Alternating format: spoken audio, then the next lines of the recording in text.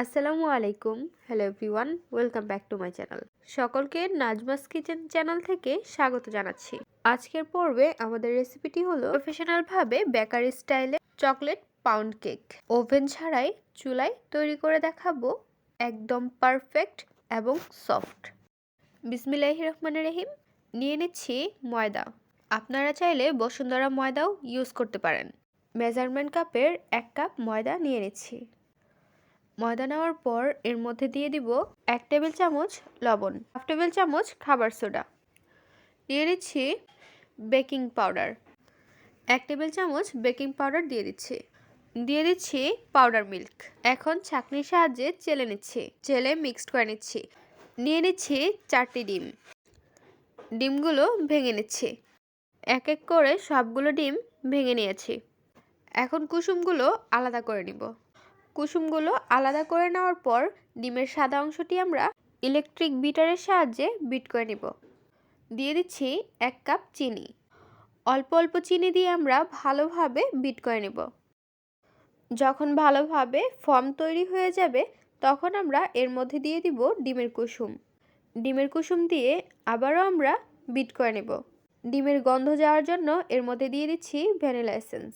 Vanilla essence দেওয়ার পর আবারও বিট করে নিতে হবে। যখন ফর্মটি ক্রিমের মতো তৈরি হয়ে যাবে তখন এর মধ্যে দিয়ে দিব মেজারমেন্ট কাপের 1 কাপ সয়াবিন তেল। তেল দিয়ে আমরা ভালোভাবে বিট করে নিব। তেল দিয়ে বেশিক্ষণ বিট করা যাবে না, তা না হলে ফর্মটি নষ্ট হয়ে যাবে। ফর্মের মধ্যে দিয়ে দিচ্ছি চেলে রাখা ময়দা। ময়দাটি আমরা হ্যান্ড বিটারের সাহায্যে মিশিয়ে নিচ্ছি। এর মধ্যে দিয়ে দিচ্ছি লিকুইড দুধ। লিকুইড দুধ দেওয়ার পর আবার আমরা মিশিয়ে নিচ্ছি। একটু সময় নিয়ে ভালোভাবে মিক্সড করে নিতে হবে। এর মধ্যে আমরা আবারও দিয়ে দিচ্ছি ময়দা। ময়দাটি আমরা চেলে নিচ্ছি। ময়দা দেওয়ার পর আবারও দিয়ে দিব লিকুইড দুধ। সেমভাবে আবারও ময়দা দিয়ে চেলে নিতে হবে। একবারেই ময়দাগুলো দিয়ে বিট করে নেওয়া যাবে না, অল্প অল্প করেই বিট করে নিতে হবে। নিয়ে নিচ্ছি মালয়েশিয়ান কোকো পাউডার। 1 টেবিল চামচ কোকো পাউডার দিয়ে দিচ্ছি। কোকো পাউডার দেওয়ার পর ভালোভাবে মিশিয়ে নিতে হবে।